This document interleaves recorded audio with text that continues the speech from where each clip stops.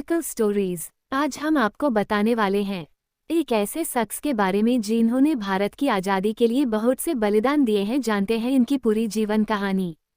महान स्वतंत्रता सेनानी नेताजी सुभाष चंद्र बोस का जन्म 23 जनवरी 1897 को ओडिशा के कुट्टक गांव में हुआ। उनके पिता जानकीनाथ बोस वकील थे। उनकी माता का नाम प्रभावती था। वे भारत के स्वतंत्रता संग्राम के सबसे बड़े नेता थे। द्वितीय विश्व युद्ध के दौरान उन्होंने अंग्रेजों के खिलाफ लड़ने के लिए जापान के सहयोग से आज़ाद हिंद फौज का गठन किया था।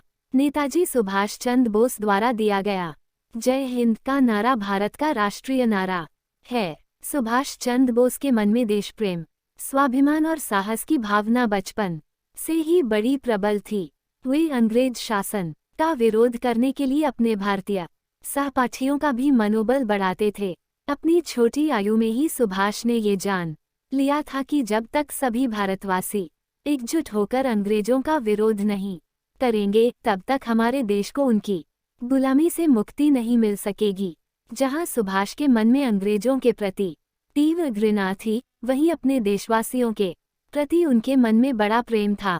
किसी राष्ट्र के लिए स्वाधीनता सर्वोपरि है, इस महान मूलमंत्र को शैशव और नवयुवाओं की नसों में प्रवाहित करने, तरुणों की सोई आत्मा को जगाकर देशव्यापी आंदोलन देने और युवा वर्ग की शौर्य शक्ति उद्भासित कर राष्ट्र के युवकों के लिए आज़ादी को आत्मप्रतिष्ठा का प्रश्न बना देने वाले नेताजी सुभाष चंद्र बोस ने स्वाधीनता महासंग्राम के महायज्ञ में प्रमुख पुरोहित की भूमिका निभाई। नेताजी ने आत्मविश्वास, भावप्रवणता, कल्पनाशीलता और नवजागरण के बल पर युवाओं में राष्ट्र के प्रति मुक्ति व इतिहास की रचना का मंगल शंखनाद किया। मनुष्य इस संसार में एक निश्चित निहित उद्देश्य की प्राप्ति, किसी संदेश को प्रचारित करने के लिए जन्म लेता है।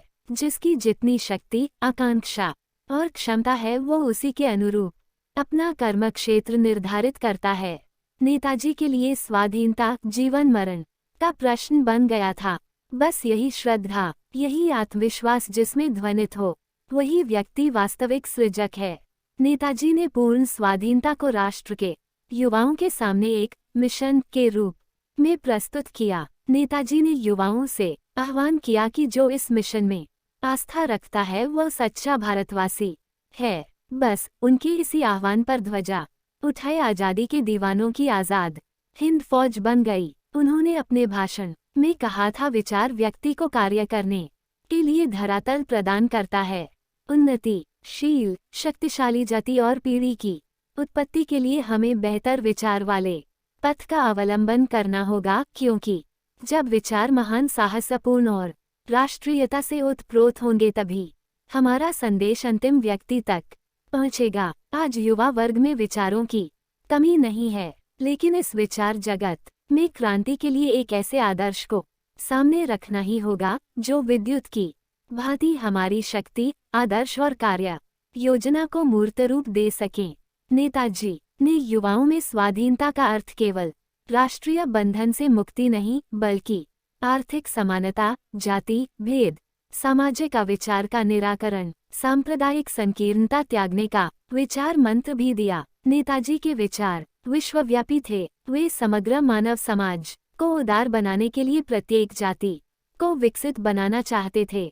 उनका स्पष्ट मानना था कि जो जाति उन्नति करना नहीं चाहती, विश्व रंगमंच पर विशिष्टता पाना नहीं चाहती, उसे जीवित रहने का कोई अधिकार नहीं।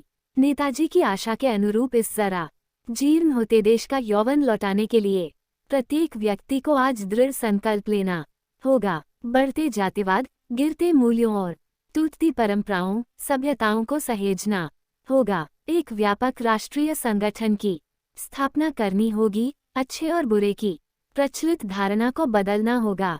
नेताजी के इन शब्दों को हमें पुनः दोहराना और स्वीकारना होगा कि स्मरण रखें, अपनी संवेद चेष्टा द्वारा हमें भारत में नई शक्ति संपन्न राष्ट्र का निर्माण करना है। पाश्चात्य सभ्यता हमारे समाज में गहराई तक घुसकर धन जन का संहार कर रही है। हमारा व्यवसाय, वाणिज्य, धर्म, कर्म, शिल्पकला नष्ट प्राय हो रहे हैं। इसलिए जीवन के सभी क्षेत्रों में पुनः मृत संजीवनी का संचार करना है। ये संजीवनी कौन लाएगा? ऐसे स्वाधीनता महासंग्राम के महायज्ञ में प्रमुख पुरोहित की भूमिका निभाने वाले नेताजी की मृत्यु 18 अगस्त 1945 को बैंकॉक से टोक्यो जा रहे विमान दुर्घटना में हुई।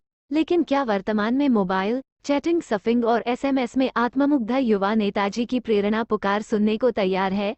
किसी राष्ट्र के लिए स्वाधीनता सर्वोपरि है।